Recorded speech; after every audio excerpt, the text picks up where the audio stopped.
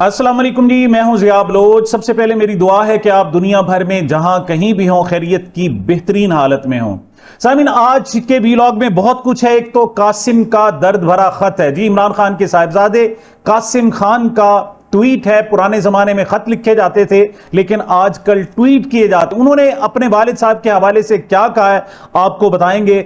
मौलाना फजल रहमान का गैर मुतवक्के मुतालबा सामने आया है और आप सुनकर हैरान रह जाएंगे कि मौलाना एक तरफ एस्टैब्लिशमेंट की इस हद तक जनाब मुखालफत कर रहे हैं और दूसरी तरफ अपनी वकालतनामे के लिए किस कदर महंगी फीस तलब कर रहे हैं। वो क्या मामला, उस पर बात करेंगे। पेट्रोल और मिसाइल जनाब वो तो बम चलाए जा रहे हैं, लेकिन साथ इस मर्तबा आम शहरी के सोशल मीडिया पर भी डाका डाला गया है। उसकी क्या तफसील है वो बताएंगे। कश्मीर की सूरत हाल के वहां ट्रक की बत्ती लगा दी गई है और लोग पीछे चलने पर मजबूर हो गए। क्या मामला है उस पर बात करेंगे। सुहेल आफरीदी परेशान है क्योंकि उन पर भी जनाब एक पहरेदार बिठाने की बात की गई। अगरचे वो इसको छुपाते रहे बड़े अरसे तक, लेकिन अब उन्हें बताना पड़ गया है। और इसके अलावा मरियम नवाज के कुछ मजीद झूठ भी शामिल करेंगे। लेकिन आगाज करते हैं कासिम खान से। कासिम खान ने एक बड़ा तवील ट्वीट किया है। वो कहते हैं, मेरे वालिद इमरान खान को कैद हुए अब तकरीबन 1100 दिन हो चुके हैं और मार्च के बाद से मैंने और मेरे भाई ने उनकी आवाज नहीं सुनी। महीनों से हमें उनसे राब्ते की इजाजत नहीं दी जा रही। उनकी नजर मुसलसल कमजोर हो रही है और हम उनकी तिब्बी देखभाल तक रसाई के हवाले से मुकम्मल अंधेरे में हैं। उन्हें फौरी तौर पर तिब्बी तवज्जो की जरूरत है और किसी खानदानी या कानूनी रसाई के बगैर हमें उनकी खैर खैरियत की कोई सानवी मालूमात भी या तसल्ली तक भी नहीं है।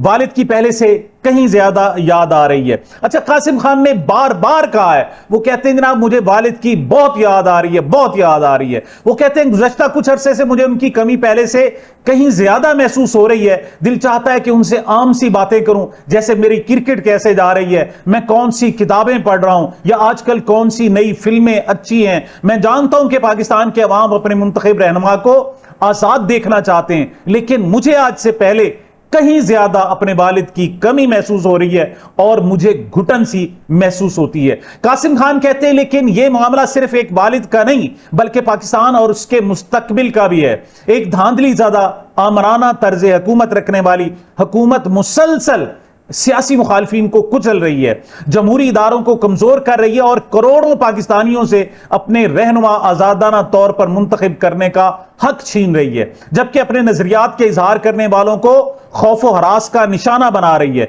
मैं एक बार फिर आलमी बरादरी से अपील करता हूं कि वो इस सूरत हाल से नजरें ना चुराए। नाइंसाफी के सामने खामोशी सिर्फ जुल्म को मजीद तकवीयत देती है और पूरी दुनिया भी इस जालिम जुल्म में शामिल ना हो, बल्कि इस हवाले से वो फौरी तौर पर नोटिस ले।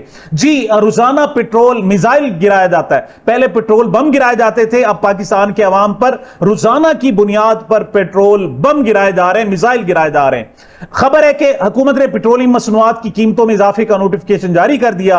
पेट्रोल की कीमत में 4 रुपए 40 पैसे फी लीटर इजाफा, जिसके बाद नई कीमत 331 रुपए 52 पैसे और डीजल की कीमत में 3 रुपए 62 पैसे फी लीटर इजाफा किया गया, जिसके बाद डीजल की नई कीमत 378 रुपए 66 पैसे फी लीटर हो गई है। अच्छा, सहाफी उमर दराज गोंदल कहते हैं, जंग के बाद आलमी मंडी में कीमतें गिरी तो पाकिस्तान में मुतालबा किया गया कि तेल सस्ता करें, तो हुकूमत की दलील थी तेल खरीदारी के मुआहदे पहले किए जाते हैं और वो तेल 2 से 3 हफ्तों में पाकिस्तान पहुंचता है, तो फौरन सस्ता नहीं हो सकता। अब माशाअल्लाह से रोज तेल मुआहदे होते हैं, रोज खरीदा हुआ तेल फौरन पाकिस्तान पहुंच जाता है और फिर रोज ही महंगा भी हो जाता है। यह है जनाब हमारी हुकूमत का तजर्बा। अच्छा, एक मैं आपको चार्ट दिखाना चाहूंगा, बहुत ही हैरतनाक सूरत हाल है। यानी मतलब इस वक्त अफगानिस्तान के पास ना कोई बंदरगाह है, ना ऑयल रिफाइनरी, ना ही उसे IMF तक रसाई हासिल है। पाकिस्तान के पास ये तमाम सहूलतें मौजूद हैं। फर्क सलीम कहते हैं, इसके बावजूद अफगानिस्तान में ईंधन पाकिस्तान से सस्ता है। फर्क तेल में नहीं, फर्क कीमत मुकर्रर करने के फार्मूले में है, फर्क हुकूमत का है। आप जनाब diesel prices weekly changes across the south Asia देखें, आप हैरान रह जाएंगे। सूरत हाल यह है कि जनाब अफगानिस्तान में 1.4% तेल महंगा हुआ है। उसके बाद आप दीगर जनाब मुमालिक में देखें, इंडिया में कोई तब्दीली नहीं, उसके बाद बांग्लादेश में कोई तब्दीली नहीं, इसके अलावा भूटान में कोई तब्दीली नहीं, दीगर एशियाई मुमालिक में कोई तब्दीली नहीं। पाकिस्तान में 16% सिर्फ एक हफ्ते के अंदर। डीजल और जनाब पेट्रोल की कीमतों में इजाफा हो गया है। मतलब इन लोगों ने पाकिस्तानी कौम को क्या समझ रखा है? ये मुसलसल लूट रहे हैं, उनकी जेबों पर डाका डाल रहे हैं और एक साजिद कहते हैं ये सुई नॉर्दर्न गैस कंपनी का जुल्म देखो। मतलब एक तरफ तो आपका पेट्रोल है ना, अब जो सुई गैस की सूरत हाल है वो भी देखे, उसका वजीर भी अली परवेज मलिक है। गैस की कीमत सिर्फ 775 रुपए, एक बिल सामने लाए हैं जिसमें गैस सिर्फ 775 रुपए की इस्तेमाल हुई है, जबकि फिक्स चार्जेस की मद में जग्गा बल्कि गुंडा टैक्स 1500 रुपए लगाया गया है जो हर बिल में शामिल होता है। खुदा का खौफ करो जालमो, क्या इस गुंडा टैक्स और भत्ताखोरी की मंजूरी पार्लियामेंट से तुमने ली है? किसी भी इदारे को कोई पूछने वाला नहीं है, हर इदारा माफिया बना बैठा है और उनके वुज़रा बड़ी डिठाई से अपने फैसलों का दिफा करते हैं। अली परवेज मलिक, ये बताओ कि 1500 रुपए फिक्स चार्जेस का गुंडा टैक्स क्यों लगाया गया? मतलब आम शख्स पे अगर गैस इस्तेमाल करे या ना करे, उसे जो फिक्स टैक्स है वो हर सूरत अदा करना पड़ेगा। क्यों? यह हुकूमत का गुंडा टैक्स है। बाकी सूरत हाल भी देख लें, रोजनामा दुनिया न्यूज की खबर है, महंगाई से परेशान अवाम के लिए मजीद मुश्किलात खड़ी हो गई हैं। ओपन मार्केट जराये के मुताबिक गंदम की फी मन कीमत 4550 रुपए तक पहुंच गई, जबकि 20 किलो आटे का थैला 2220 रुपए में फरोख्त हो रहा है। लाहौर समेत पंजाब के मुतअद्दिद शहरों में रोटी 20 से 25 रुपए में फरोख्त हो रही है। दूसरी तरफ रावलपिंडी में टमाटर की कीमत में होश रुबा इजाफा हुआ है, टमाटर 500 रुपए किलो तक बिकने लगा है। आप आटा खरीदने जाए, पता चलता है हर दूसरे तीसरे रोज 50 रुपए 100 रुपए उसमें इजाफा कर दिया जाता है। कोई पूछने वाला नहीं है। मत मोहतरमा मरियम नवाज साहिबा कहती थी जी 14 रुपए की मैं रोटी, अब 25 रुपए की है। कोई पूछने वाला नहीं है, कोई कुछ नहीं कर रहा, सारे सोए पड़े हैं। क्यों? उन्होंने जब अपने लिए 11,000 अरब रुपए का लग्जरी जहाज खरीद लिया तो वो बाकियों को लूट मार से कैसे मना कर सकती हैं?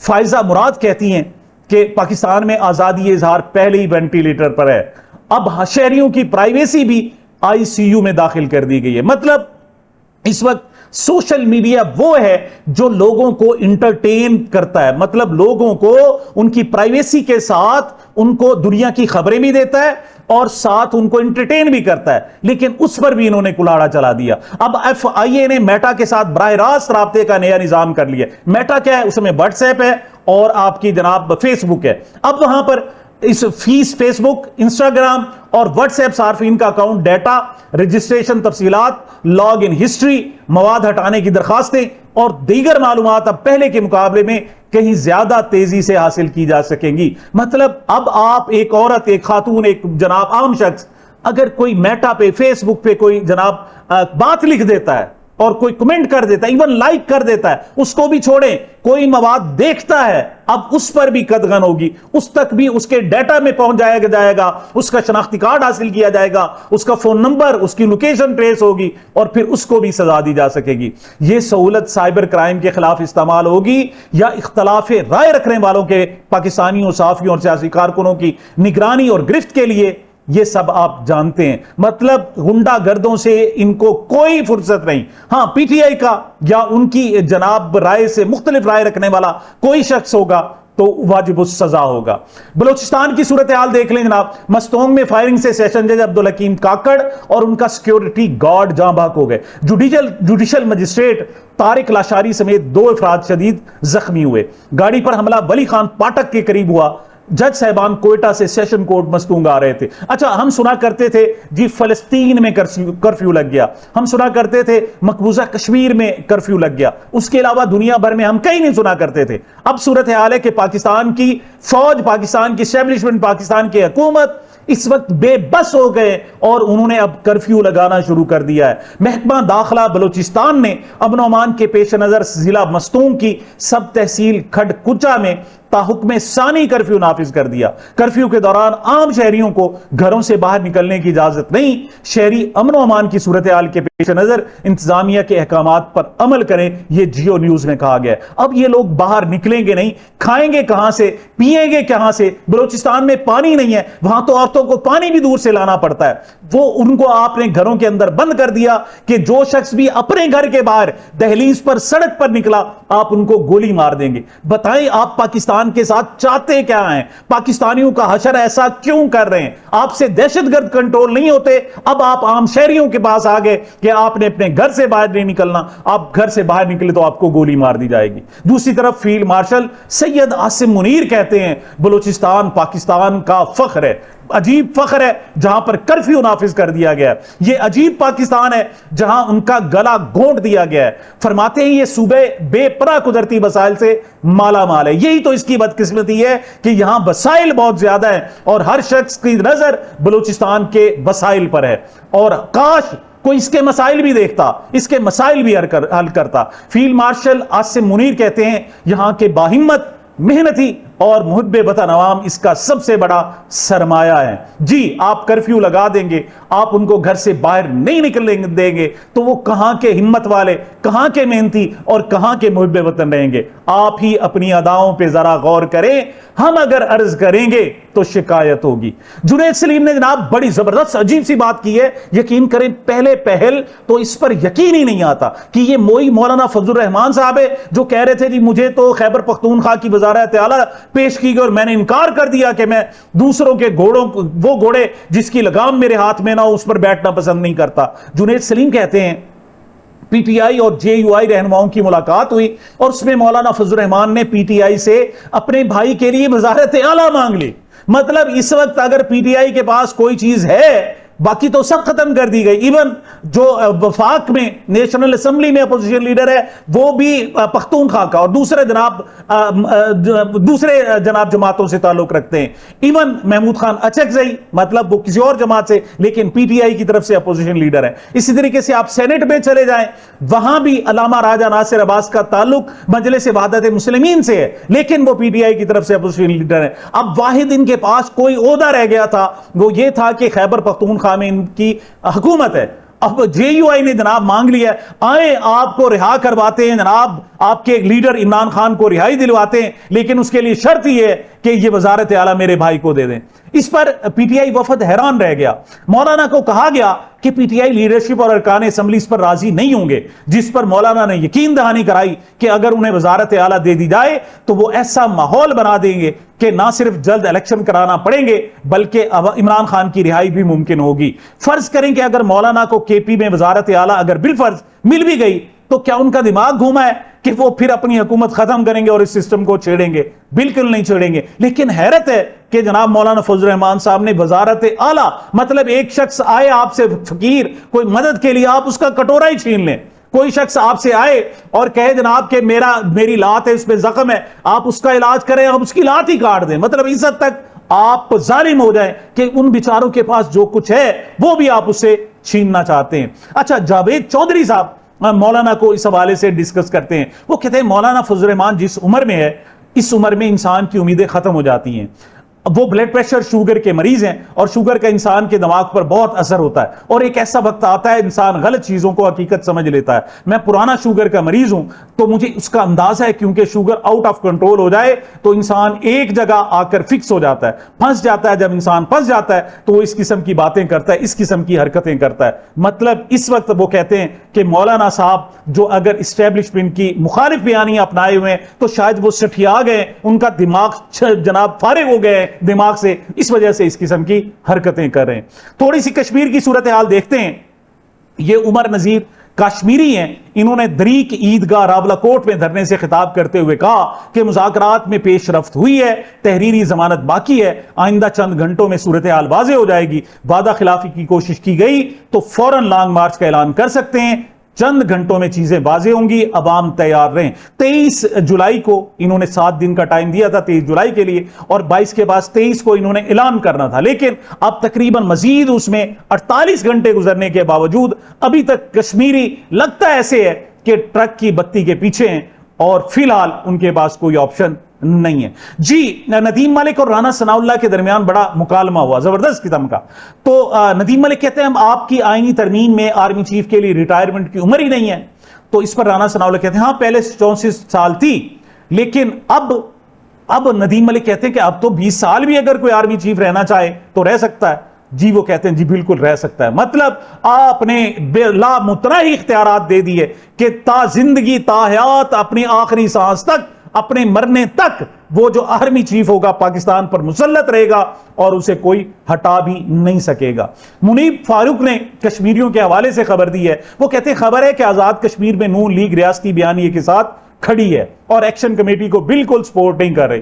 पीपल्स पार्टी दोनों तरफ से खेल रही है। पीपल्स पार्टी के वजीर आजम फैसल राठौर ने एक्शन कमेटी को काल अदम तो कर दिया लेकिन दिल से नहीं किया। अब दावा यह किया जा रहा है कि आजाद कश्मीर में नून लीग की हुकूमत आएगी, शायद इस्तेहकाम पार्टी को भी इस्तेहकाम बख्शा जाए और आजाद कश्मीर में रियासत के बयानिए को परवान चढ़ाया जाए और कोई कंप्रोमाइज ना हो। मरियम रियाज भट्टू ने जनाब वजीर आला खैबर पख्तूनख्वा सुहेल आफरीदी के सर पर यूं समझे कि हथौड़ा मार दिया है। वो कहती हैं बुशरा बीबी ने मुझे खुद बताया कि उनके सेल में गटर का ढक्कन खुला होता है जहां से चूहे निकलते हैं। जब वो नमाज पढ़ रही होती हैं तो ऊपर से चूहे गिरते हैं। जब बारिश आती है तो उनके सेल में करंट आ जाता है। उनके सेल में खिड़कियां तक नहीं है। लेकिन बड़ी बात जो वो कहती हैं कि इमरान खान को इल्म था कि सुहेल आफरीदी ना तजर्बाकार हैं, इसलिए उन्होंने सुहेल आफरीदी की नामजदगी के साथ गवर्नेंस चलाने के लिए तैमूर सलीम झगड़ा को डिप्टी वजीर आला बनाने का हुक्म दिया था, लेकिन उनके अहकामात पर अमल नहीं किया गया। यह मरियम नवाज भट्टू ने इंकशाफ किया है। अच्छा, अगरचे वो कह रही हैं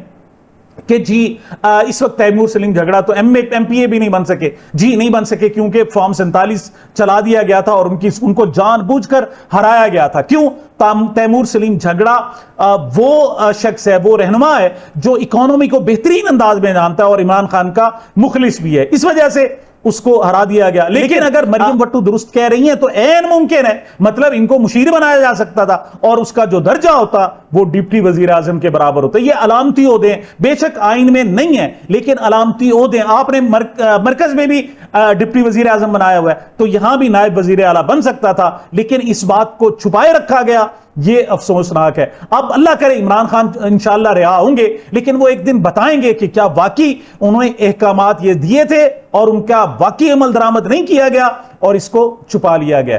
थोड़ी सी लाहौर की सूरत हाल को जायजा लेते हैं। लाहौर में बारिश के बाद कई इलाके और अंडरपास पानी में डूब गए, कई फुट पानी जमा है। मोटरसाइकिल सवार गढ़ों में गिरने लगे। जोहर टाउन, खयाबान टाउन, फिरदौसी 3 दिन में तीसरा गढ़ा, 2 साल में सड़क बनी और फिर पहले मानसून में यह हाल है। अवामी जेब पर जो डाके पड़ रहे हैं उसका एहतसाब करने वाला कोई नहीं। साफी मोहम्मद मेहर ने यह सारी जनाब वीडियो फुटेज जलाकर सामने रख दी है। दूसरी तरफ दावा किया जाता है, जनाब मोहतरमा मरियम नवाज साहिबा कहती है मैंने तो पंजाब में जनाब क्राइम खत्म कर दिए, अब तो कोई गलत नजर से किसी औरत की तरफ देखता है उसे उठाकर जेल में फेंक दिया जाता है। जी वो गलत नजर पत्नी कौन सी होती है और किसे।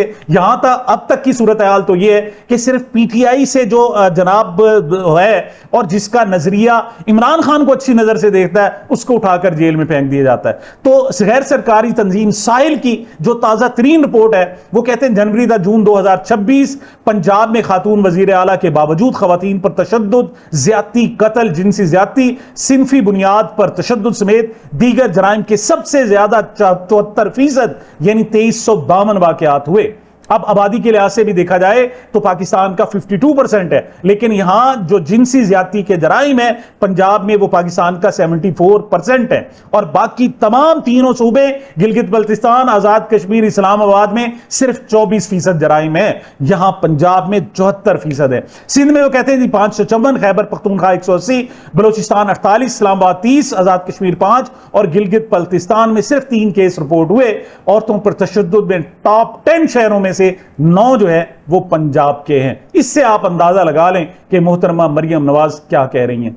जी सलमान अकरम राजा कहते हैं तमाम तर हिंदुत्व फिस्तायत के बावजूद आज भारत में दिल्ली और कई शहरों में हजारों तालिब इल्म और दीगर शहरी सड़कों पर हुकूमत के खिलाफ एहतजाज और मुजाहिरे कर रहे हैं। इन पर तशद्दुद हुआ जिसकी तमाम मुआशरे ने पुरजोर मुज़म्मत की, मगर इन पर गोली नहीं चली। हजारों को झूठे मुकदमों में गिरफ्तार या जेलों में अगवा नहीं किया गया। एहतजाज और सड़कों को अपने वजूद से भर देना हर इंसान का बुनियादी हक है। आज पाकिस्तान दुनिया के उन चंद ममालिक में से एक है जहां पुरअमन एहतजाज को बर्बरियत से कुचला जाता है, इंसान खून से होली खेली जाती है। मगर कब तक? यानी पाकिस्तान में अब जमहूरियत नहीं रही। अब आपको मान लेना चाहिए कि पाकिस्तान एक फिस्तायत का शिकार है और यहां कोई कानून नहीं, कोई अदालतें नहीं, कोई बेसिक ह्यूमन राइट्स नहीं। आपकी किस्मत है, आप बच जाएं, वरना आपको कानून बचाने वाला नहीं है। और यह भी नहीं है कि आपको खतरा डाकुओं, चोरों और किसी और से है। आपको सबसे बड़ा खतरा हुकूमत और हुकूमती इदारों से है, हुकूमती पुलिस से है, फौज से और दीगर लोगों से है। बाकी आप जिंदा रहें तो बहुत अच्छी बात है, मर गए तो कीड़े मकोड़े हैं, कौन पूछने वाला, कोई इस पर एक्शन लेने वाला नहीं है। हरमीत सिंह पाकिस्तान के सहाफी हैं, सिख कम्युनिटी से उनका ताल्लुक है। कहते हैं मिलिए रिहा आहिर से। मुंबई में तलबा के एहतजाज के दौरान एक बहादुर नौजवान खातून पुलिस वैन के सामने डट कर खड़ी हो गई। अच्छा, वो कहते हैं जनाब बड़ी बहादुरी दिखाई, उसके सामने खड़ी हो गई। अगर पाकिस्तान में होता ना तो उसे कुचल कर लोग चले जाते। वो कहते हैं कि रेहा आहिर को यकीन था पुलिस एहतजाज करने पर गाड़ी नहीं चलाएगी, लेकिन हमारे यहां मंजर मुख्तलिफ रहा। डी चौक में सेनेटर मुश्ताक अहमद की क़यादत में गजा से इजहार यकजहती के लिए होने वाले पुरअमन धरने के दौरान एक गाड़ी मुजाहिरीन पर चढ़ गई, जिसके नतीजे में एक शख्स जख्मी हुआ और जनाब मौके पर फौत हो गया। एक बाद में जख्मियों किताब ना लाते हुए फौत हो गया। लेकिन इस वाक़े पर जिम्मेदार शख्स के खिलाफ आज तक कोई कार्रवाई नहीं हो सकी।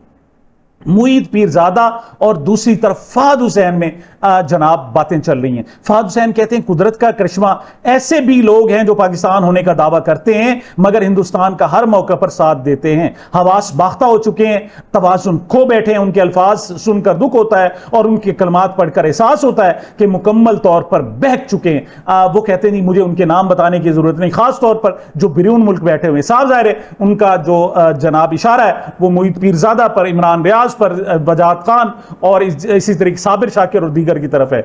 मुईद पीरजादा इस पर बोल पड़े। वो कहते हैं हजूर फर्क सिर्फ इतना है कि आप पाकिस्तान में उन्हीं अनासिर की नौकरी कर रहे हैं जिन्होंने इस पूरे खित्ते की जिंदगी मुश्किल में डाली हुई है, वरना आप माशाअल्लाह पढ़े लिखे, ज़हीन और खानदानी आदमी हैं और सब तल्ख और भयानक हकीकतों से वाकिफ हैं। सिर्फ सच नहीं बोल सकते, हमें आपसे हमदर्दी है। सच के लिए बड़ी हिम्मत चाहिए होती है, तकलीफें उठानी पड़ती हैं, मगर जो लोग सच बोल रहे हैं वो आपके बच्चों के मुस्तकबिल को महफूज होने की कोशिश कर रहे हैं। उनके दर्द को समझने की कोशिश करें और जर्नैलों को खुश करने के लिए इस किस्म के ट्वीट ना किया करें। जी सामिन, ये मेरी अब तक की गुजारिशात थी। मुझे अपने इस चैनल को अपनी मोहब्बतों और दुआओं में याद रखिएगा। मिलते हैं छोटे से वक्फे के बाद।